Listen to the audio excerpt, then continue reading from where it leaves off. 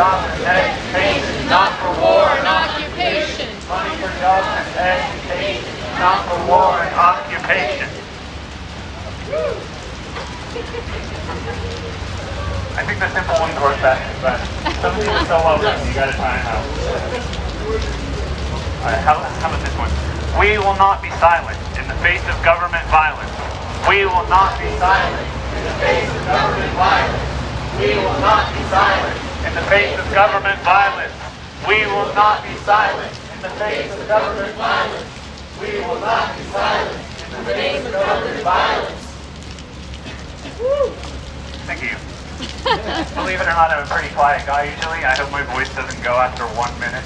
Doing great. Thank you. Honestly, I don't even often join into the chant because I feel awkward, like jumping into something that I didn't start maybe. But I was thinking about it this morning, and I think the strongest thing we can do is make our voices heard together. Guarantee there are more people gathered here that are in the room that decide to take us into war. Yes. So if we unite together and just speak up together, that's like more important than anything else I can think of. Well, I can think of a few things, but next one we'll go with we demand justice, we demand peace, U.S. out of the Middle East.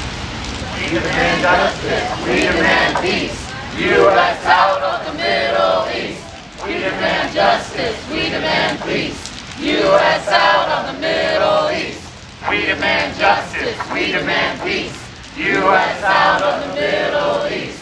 We demand justice, we demand peace, U.S. out of the Middle East.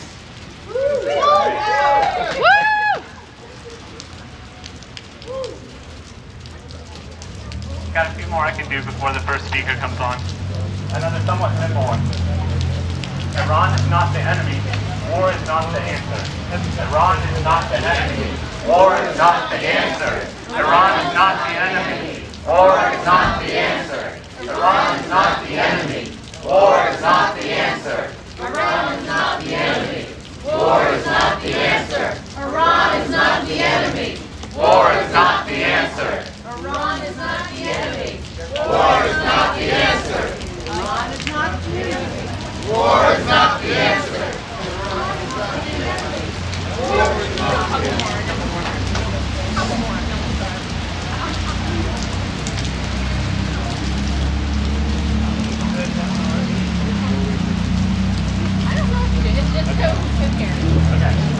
So here's the next. Trump wants war, we say peace. U.S. out of the Middle East. Trump wants war, we say peace. U.S. out of the Middle East. Trump wants war, we say peace. U.S. out of the Middle East. Trump wants war, we say peace. U.S. out of the Middle East. Trump wants war, we say peace. U.S. out of the Middle East.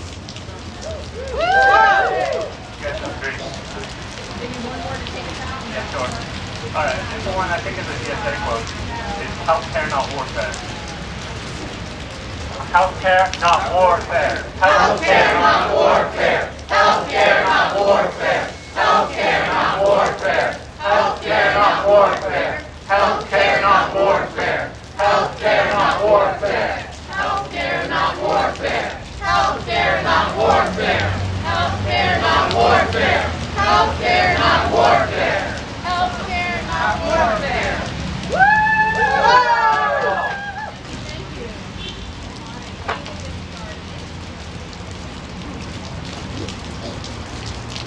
Does this sound okay?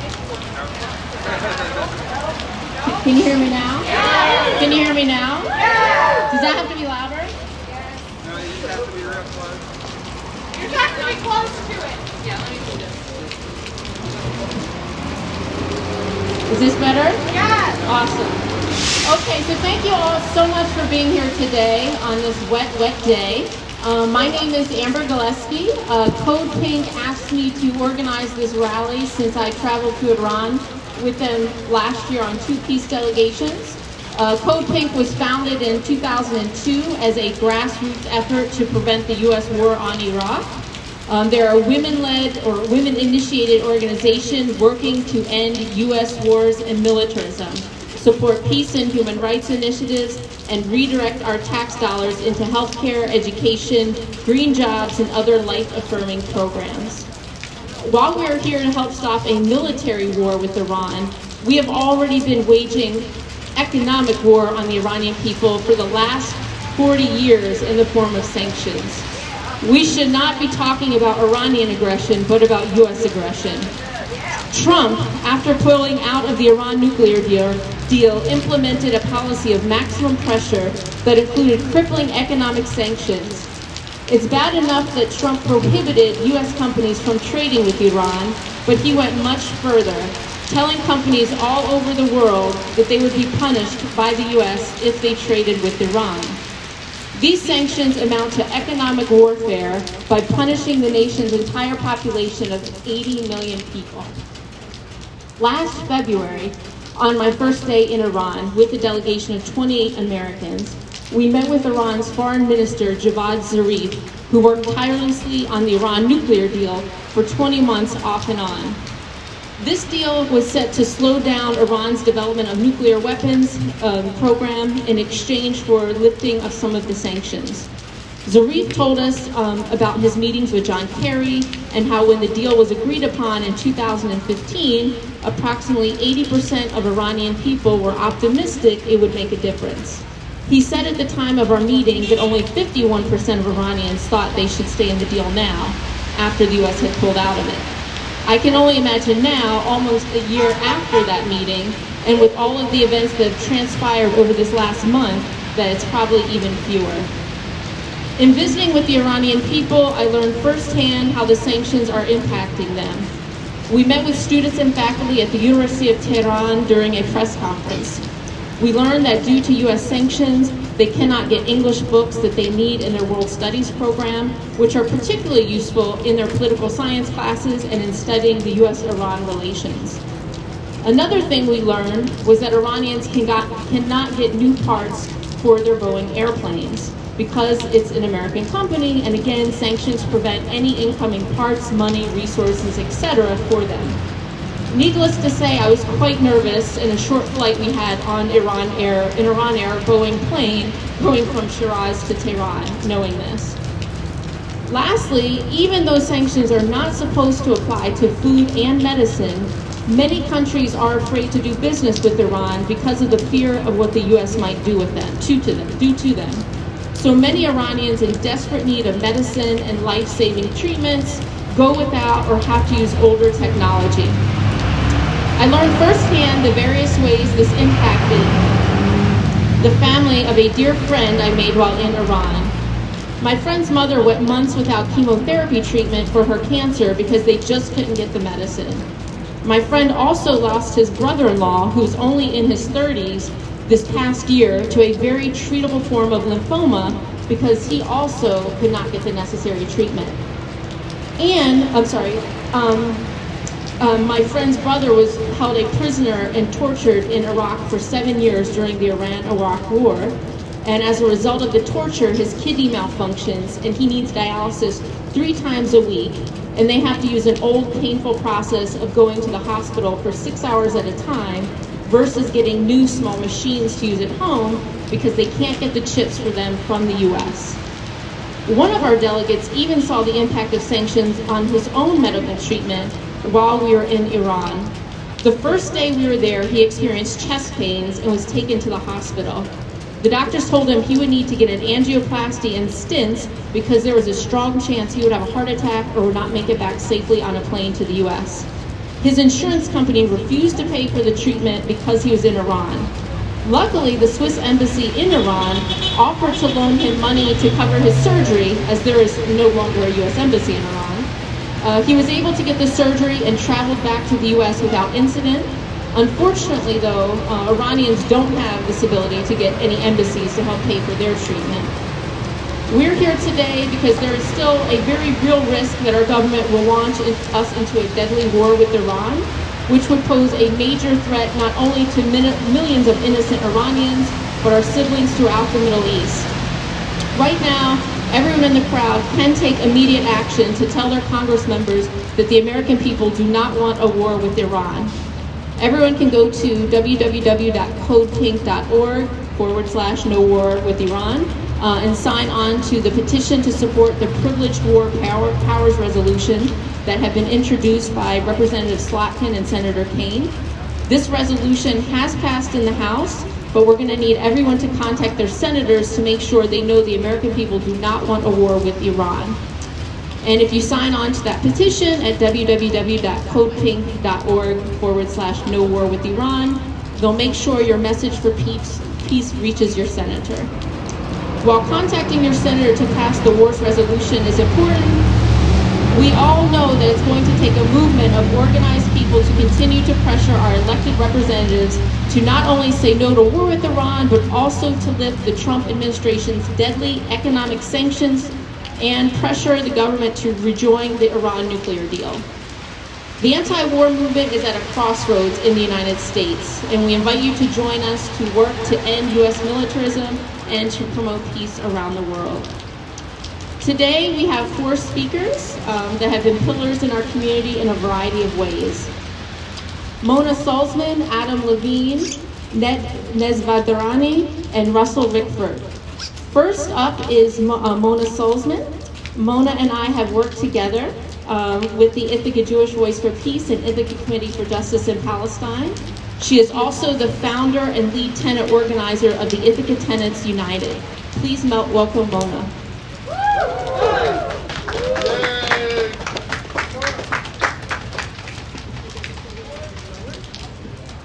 Can you hear me okay?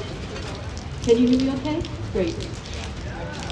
So, first I want to acknowledge that we're on land stolen from the Hodede Sun.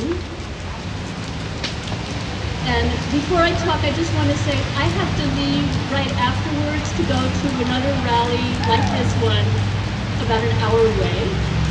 So I want to let you know that a student from Cornell who's active in Students for Justice in Palestine is here, my friend Arame. So hopefully you'll connect with him sometime today.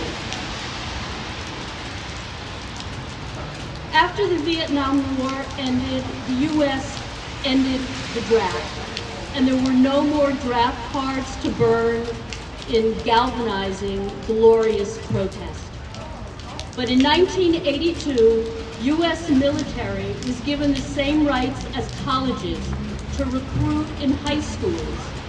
So there is a direct and effective recruitment now, and it's no surprise that it's targeted at communities that suffer the most from what we can call the hidden draft: poverty, lack of decent housing or medical care, or any solid hope for a decent, sustaining future. Another key tentacle of this new draft is misinformation and lack of information. Are these kids told how many of them would be swelling the ranks? You can't hear me? Did they hear me? Can you hear now? Yeah. Just hop on the microphone. Are these kids told how many of them would be swelling the ranks of people living homeless on our streets, or suffering from PTSD, addiction, or permanent physical pain and disability? Are their families informed of this? Of course not. But they are told the misinformation and they believe it. And it's also unfortunately what most Americans believe. The danger, threats, lack of freedom and democracy coming from those places that we must invade, help develop, liberate, or pacify. Even Americans who know how the issues of oil, military-industrial complex profits, and global neoliberalism keep imperialist wars going. They will still go along with the alleged need that we must protect Israel from Iran, because Iran has nuclear weapons and Israel is the only so-called democracy in the region. And so we have this special relationship with Israel. In the late 60s, Iran signed the Nuclear Non-Proliferation Treaty. Israel, which began assembling its nuclear arsenal in 1950 and has by far the greatest nuclear capacity in the region, has never signed the Non-Proliferation Treaty, and there are 3 other countries in that category as well. Furthermore, no one knows for sure what Israel has. It has been allowed to exert brazen secrecy, ambiguity, and non-transparency forever. And then there is the question, what kind of democracy is it? It practices apartheid, ethnic cleansing, and what some would call, and I agree with them, incremental genocide. The U.S. aggression on Iran is a violent crime against the people there, and it also enables Israel to make Gaza more and more inhabitable, and it's already barely habitable, and for West Bank Palestinians to live daily under the siege from both violent Israeli soldiers and vicious hate-filled settlers. And life for Palestinians in East Jerusalem grows harder and more diminished day by day. Palestinians inside Israel proper are without equal rights, and they are being eroded even further. The U.S. gives more aid to Israel than it does to any other country, a minimum of $38 billion a year. We also send our law enforcement personnel from cities and college campuses to learn from the Israelis how to do to the people in U.S. communities here what the IDF does to the Palestinians so effectively. And I'm sure you can guess which communities they try out these devices and tactics. Jewish Voice for Peace and Committee for Justice for Palestine calls this the deadly exchange. And we have been leading campaigns against this, as well as the campaign for boycott, divestment, and sanctions, BDS. I want to leave you with a picture of this little Palestinian boy. Because he could wind up easily, and I'm not exaggerating, very easily in prison with countless other Palestinian children. Because Israel is the only country in the world where children are tried in a military court. And a military court in Israel yields a 99+% conviction rate.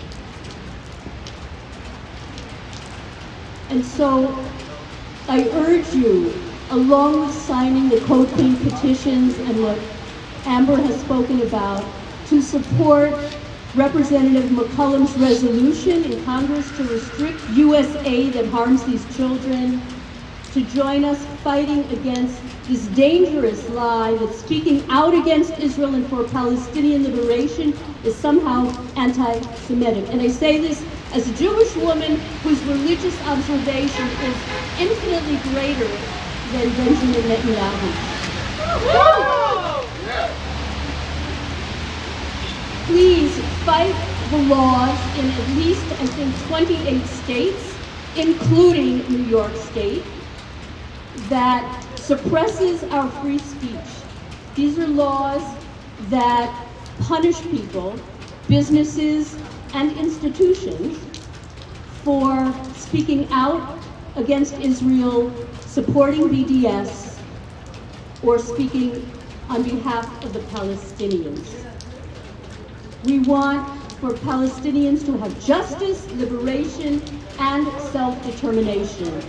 And so, you know, you have to excuse my basketball metaphor, but I keep thinking we need a very, very well-coordinated, full-court press.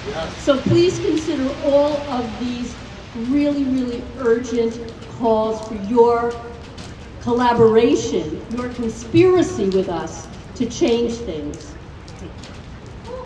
You can get in touch with us locally, Jewish Voice for Peace, Committee for Justice for Palestine, or nationally on the websites.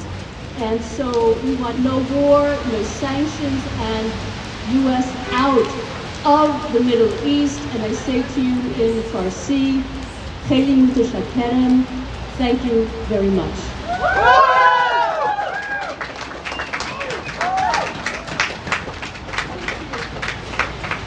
Thank you so much, Mona. Up next is Adam Levine. He's a community activist that I'm sure many of you know. He also ran as a candidate for mayor last year. So please welcome Adam. Hi. I know that was just my Can I do it? Yes. Yeah, you can twist that thing. Hold on, just twist it one way or the other. Can you help?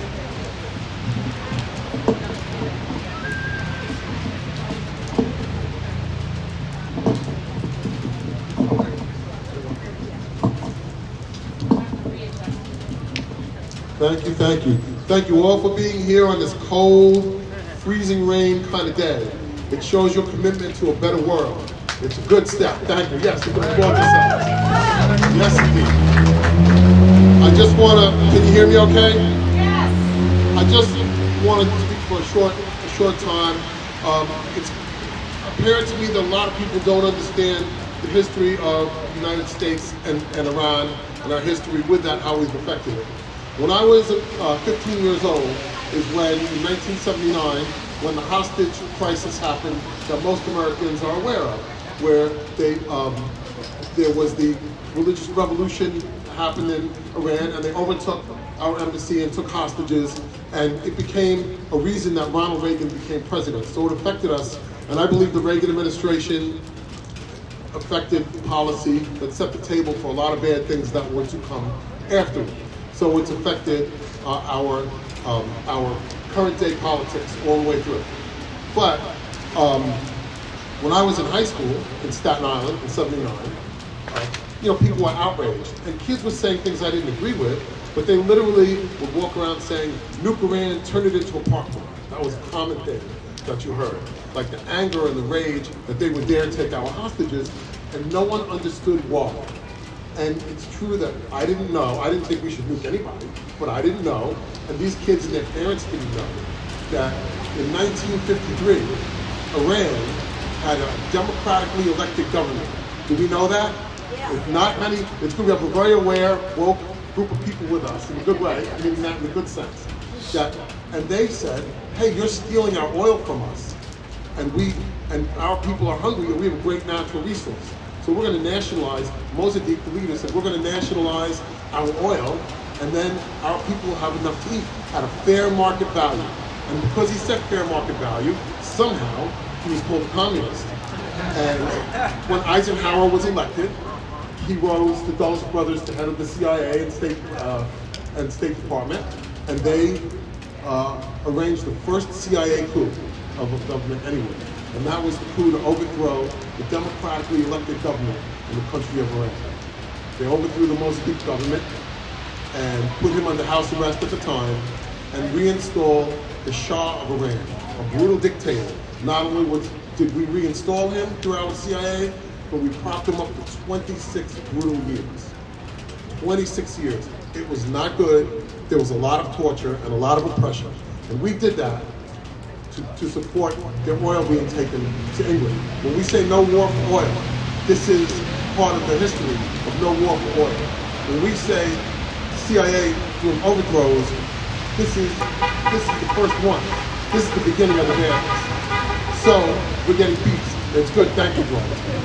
So then after 26 years of this, with all sorts of weird bad stuff going on there, they had this revolution, not a revolution that, where right-wing religious people basically got control, and people overtook the embassy and took our hostages. Well, why did they do that? Did it ever occur to Americans, not very many American people then, that the people of Iran were in deep fear and concern that we would reinstall the Shah back, and then we'd get this brutal dictator again, because we would again, like the muscle of a drug dealer in the neighborhood, we would make sure that person who made sure the money was all getting funneled to us that that person stayed in power, or some version of that person. So that had to do with the hostages. And since then, we've painted Iran as some sort of cartoonish bad guy, yet while still doing business with the leaders of Iran, including the person we just killed, but also remembering the Iran-Contra affair, where we did money and guns, hostages, and all kinds of shell games, also with the CIA, with some of the same actors that have been in the CIA for many years.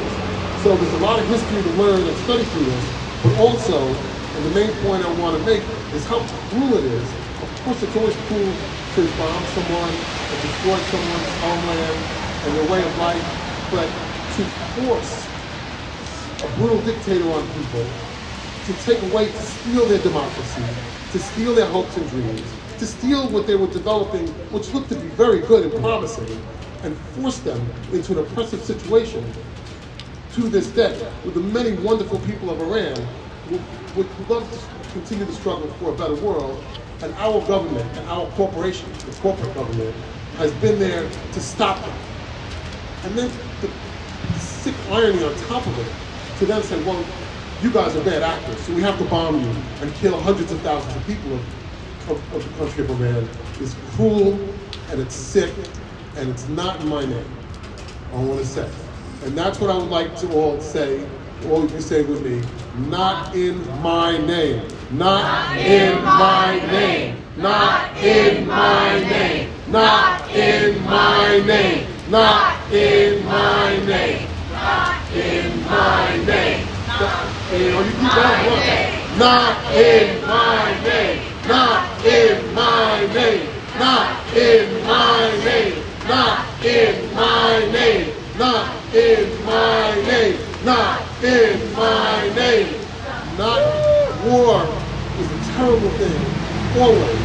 You don't help people by dropping bombs on them. You didn't help people in Iraq in 1991 or after 2001 by dropping bombs and killing, literally since 1990, millions of human beings in Iraq have died because we dropped bombs on them. Children and parents and loved ones. And people who survived without, with hospitals being bombed and water systems destroyed and education destroyed. It's nothing to do with helping anyone. So it's not in our name that this happens. It's not okay that this happens. We need to do the best we can to stop this from happening in Iran and all over the world. The history of this is sick and endless, but there are the many good people of the world. If we stick together, the one thing is that there's morals. So keep the hope, and keep the faith, and keep showing up. Thank you. I love and appreciate all of you.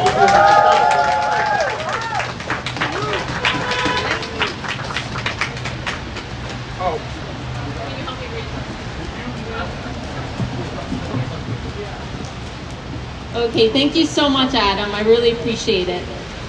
Next up is Nat Nezvadarani. Nat is an Iranian-American filmmaker and anthropologist working on migration and refugee issues in Iran. Please welcome Nat.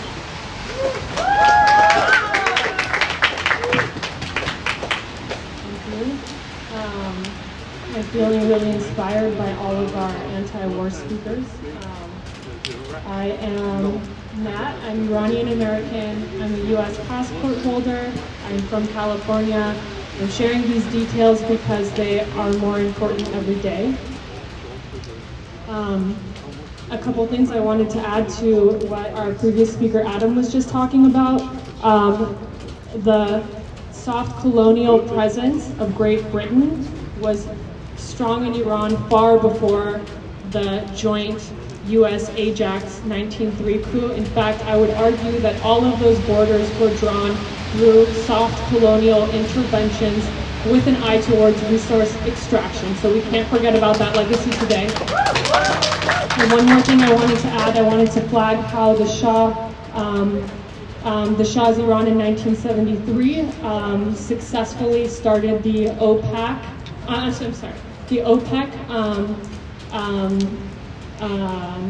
oil embargo, right? This was a moment of celebration among oil-rich countries who were being exploited.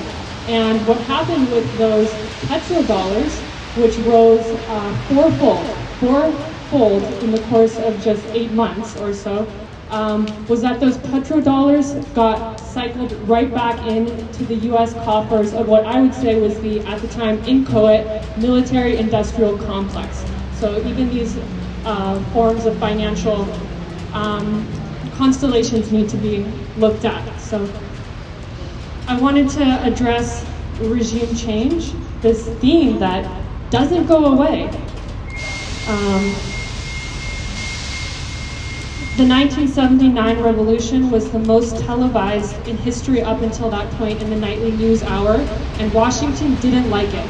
Islamic Marxists had administered a very public expulsion of U.S. diplomats, and it didn't look good.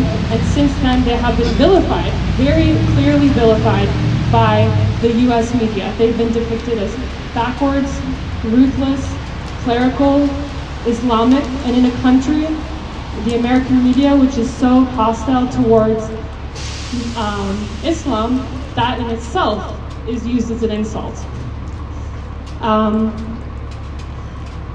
Yeah, and I wanted to just mention a little bit about some of the policies that happened in post-revolutionary Islamic Republic of Iran. Social welfare programs expanded heavily. Medical access expanded heavily in rural communities.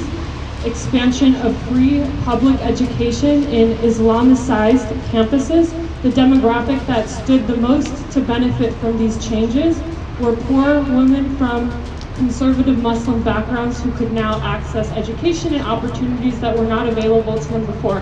And I'm not condoning, I'm not making big claims about condoning a regime's policy, but I'm trying to talk about stories that we don't see in the media over here.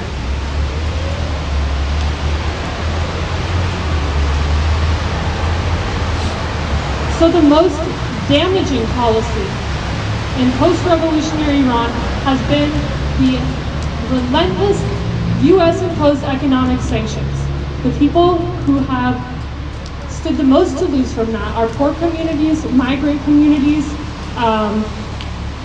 and the people who are last affected are the political elites who are targeted, supposedly targeted by economic sanctions. So sanctions do not work. And when someone asks you about what we should do about regime change in Iran, please tell them that they're asking the wrong questions, and it's none of their business.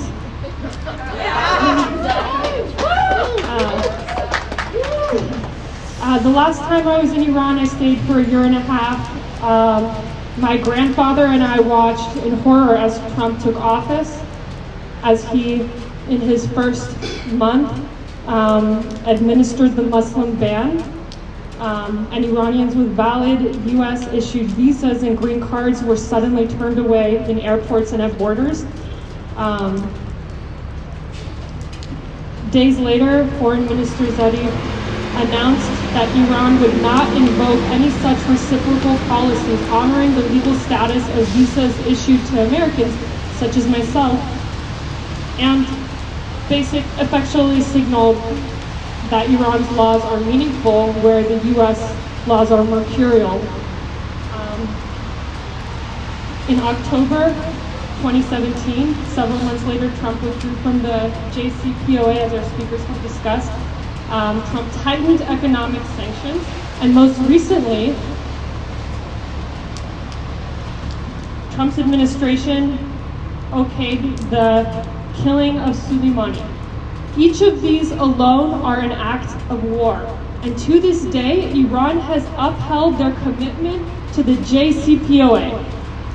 I don't agree with all of Rouhani's policies. I don't agree with everything Foreign Minister Zarif says, but with respect to U.S.-Iran relations, I can't help but feel pride to the extreme showing of restraint that they have showed in the face of just relentless warmongering.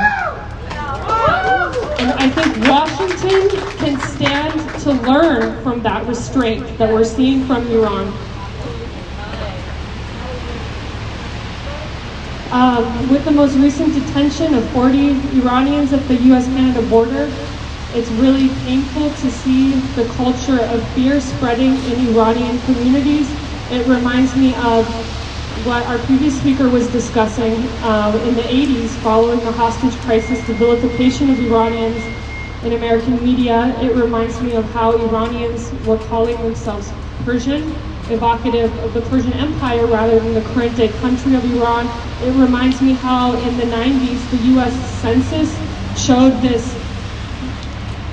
surprising massive expansion of Lebanese in California as, again, Iranians were identifying as Lebanese. It reminds me of how many Arabs in the US following September 11th passed as Latin American when they could.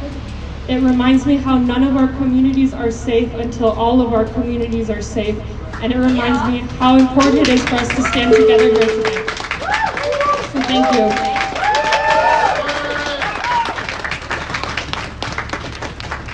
Thank you so much, Nat. I really appreciate it. Appreciate you being here. Next up, can everyone hear me? Yes. Next up is Russell Rickford. Russell is a comrade who I've worked with. You didn't give me something to say about you, so I'm going to say these things about you, Russell. Russell is a comrade I've worked with when I was on the board of the Multicultural Resource Center and in organizing talks in Ithaca with Reverend Graylin Hagler several years ago, if any of you attended those, looking at the links between African American and Palestinian resistance to colonialism, racism, and occupation. Russell is an associate professor of history at Cornell and is involved with the Ithaca Democratic Socialists of America, Black Lives Matter Ithaca chapter, and Tompkins County Worker Center, amongst others. Please welcome Russell.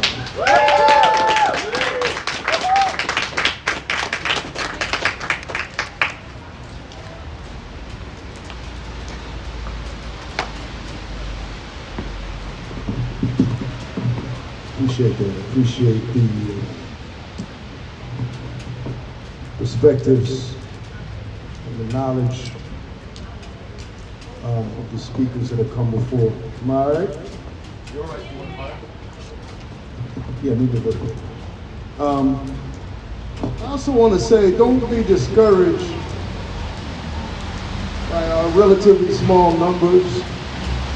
The ranks of hardcore anti-imperialists, anti-war, have always been modest but committed.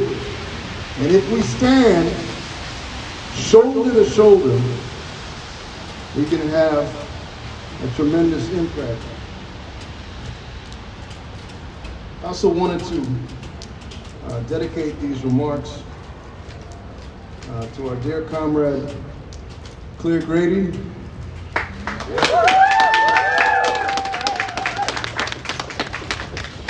Thank you for your service.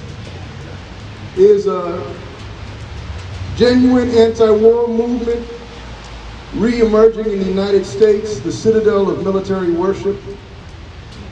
Are we seeing the revival of a domestic anti-imperialist bloc, a cohort of Americans who make the principled decision to stand against U.S. empire and its multiplying wars of choice?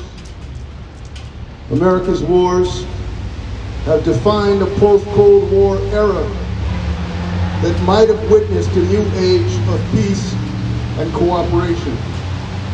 They have shattered some of the oldest and most beautiful civilizations on the planet. Now that Iran lies in the path of the juggernaut, the Iranian people are saying, no, enough. Enough corruption from Tehran to Washington. Enough nuclear insanity, enough assassination, enough brinksmanship, enough bloodletting, enough needless suffering. We are determined to live elegant lives. We resolve to raise our children in peace. We refuse to be cowed by tyranny from the east or from the west. Meanwhile, the people of the world gather in the streets. They are rallying again as they did during the prelude to the invasion of Iraq. They are demanding sanity. They're saying to the people of the United States, we have our madmen, you have yours. It is our job to resist at home. It is time you did the same.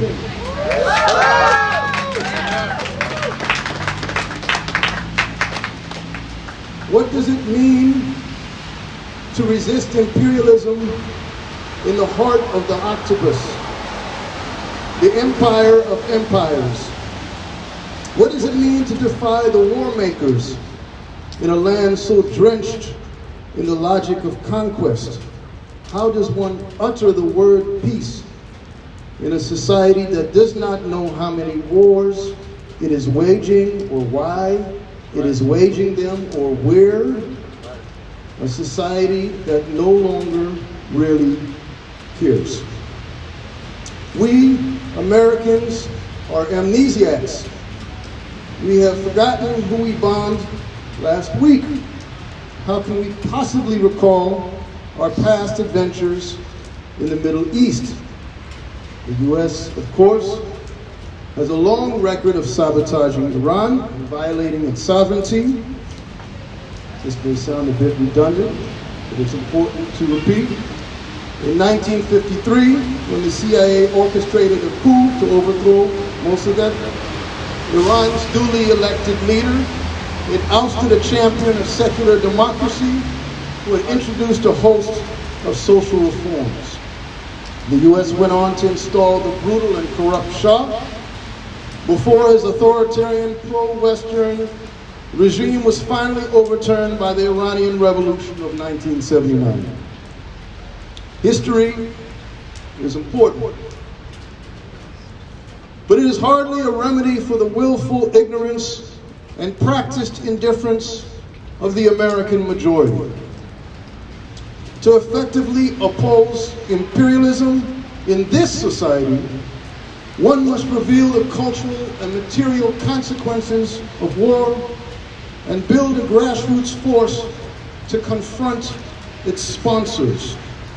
What then are the costs of war beyond broken bodies and minds, and beyond the trillions of dollars Washington spends in its quest for geostrategic dominance and the control of oil deposits? War, especially the eternal war that our rulers have normalized, warps the soul of a nation. It strengthens multinational corporations, massive financial interests, and consolidates their control of our political system and economy. It funnels money away from human need and into the coffers of oligarchs, demagogues, and mercenaries. It destroys the independent political consciousness of the working class. It fuels racism and misogyny and a perverse nationalism whose only real outcome is violence, especially against women and children. It intensifies the climate disaster. It erodes our moral, psychological, and spiritual fiber and our instinctive empathy for other human beings. It also bolsters repression. The warfare state is the security state, is the surveillance state, is the carceral state.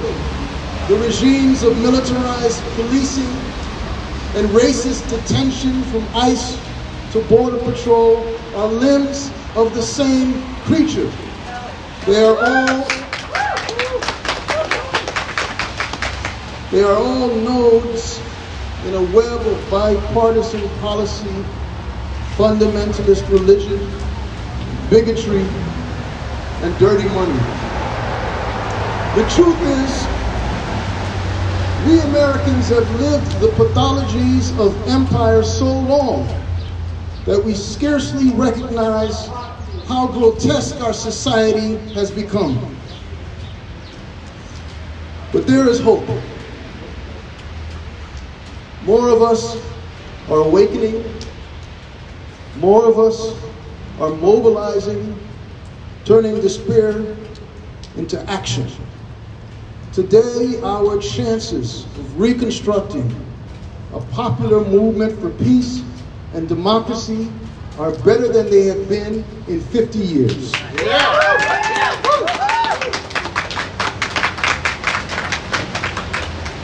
I wonder, though, if we can truly grasp the meaning of an anti-war life, the meaning of an anti-war life. Are we prepared to become dissidents, insurgents for the idea that bombs do not spread democracy or ensure security, but increase fanaticism and authoritarianism, domestic and foreign? Do we actually believe the children of distant lands are as precious as our own children? Are we willing to suffer on behalf of that principle? Are we ready to become outcasts, to condemn the war makers, even the posh and genteel ones, to expose their crimes, to sabotage their machines? Are we willing finally to acknowledge that the preservation of our society and way of life causes immense suffering throughout the world, and that our greatest task, our solemn duty, is to make revolution right here, to fight empire at home, and in so doing, to help enable the rise of a gentler era beyond nations and flags and borders, in which people may live gracefully, free of superstition and hatred and patriotism.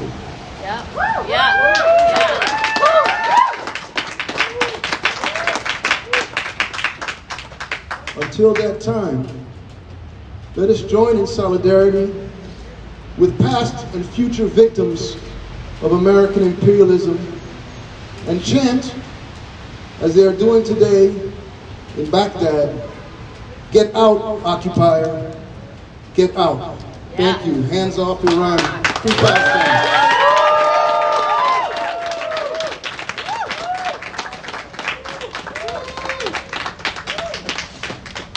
Thanks again to everyone who spoke and to all of you for coming out today. I really wanted to take this time to uplift the voices of the Iranian people who will be directly affected by any actions our government takes here or abroad against them. Several Iranians we asked to speak today did not do so because they may have not felt comfortable, or they felt they may have been putting themselves at risk. With the deportations that our government has been doing of Iranian students with valid visas, and even the detention and interrogations of Iranian Americans at the US borders, their concerns are very real and very unfortunate. To all of the Iranians who may be in the crowd or listening, khili mutasafam, I'm so sorry. Hava shoma garam, I have your back.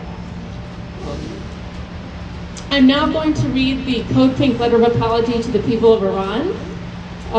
You can sign this letter by texting the word Iran to this phone number I have down here. 1-202-759-8673, and I'll just leave it behind me. Or you can go to the Code Pink website, but I'm going to read this letter in its entirety. Dear people of Iran, we, the American people, are horrified by the actions of our government to provoke a war with you.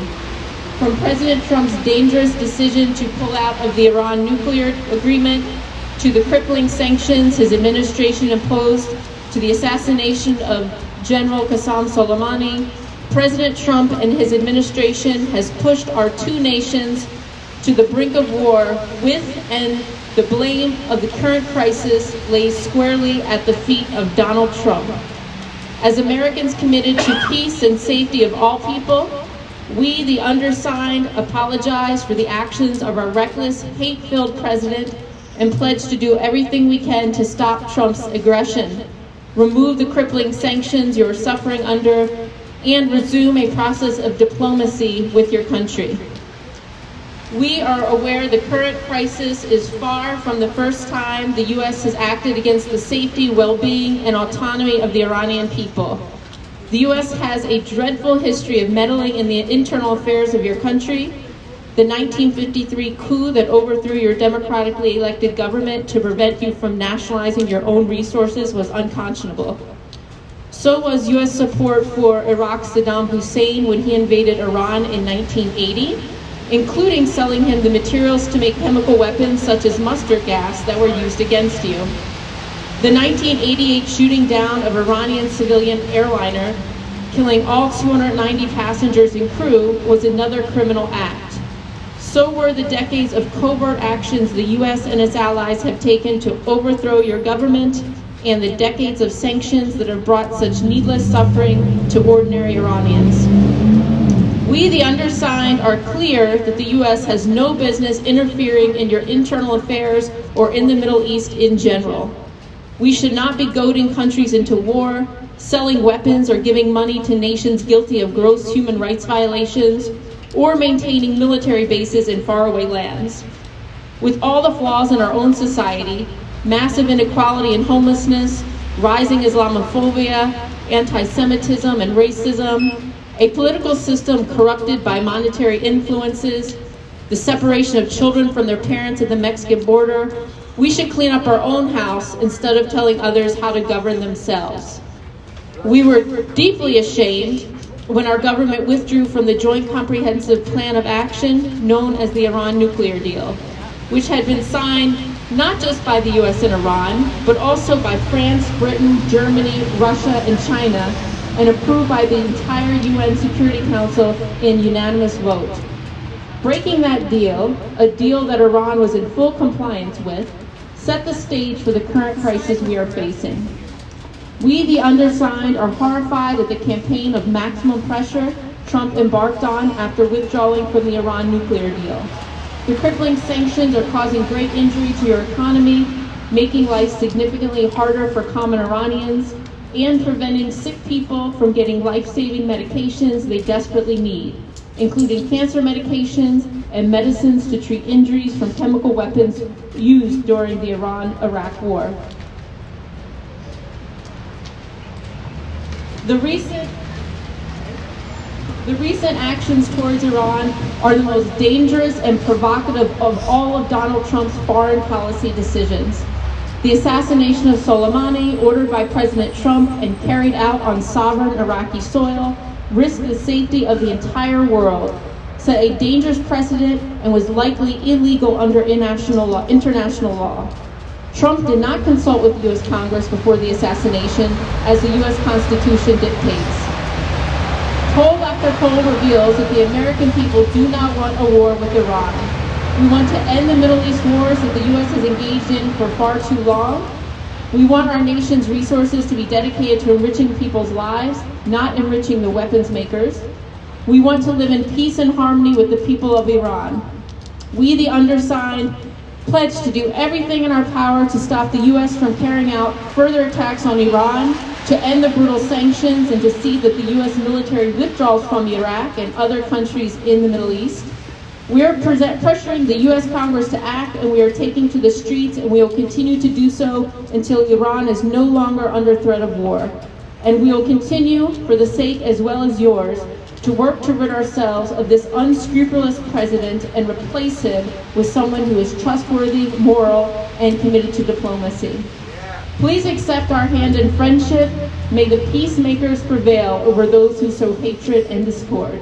Sincerely, us. So if you agree with all of that, please text this number here or go to the Code Pink website to sign a letter and petitions. And again, thank you so much, everyone, for coming out again. Thank you.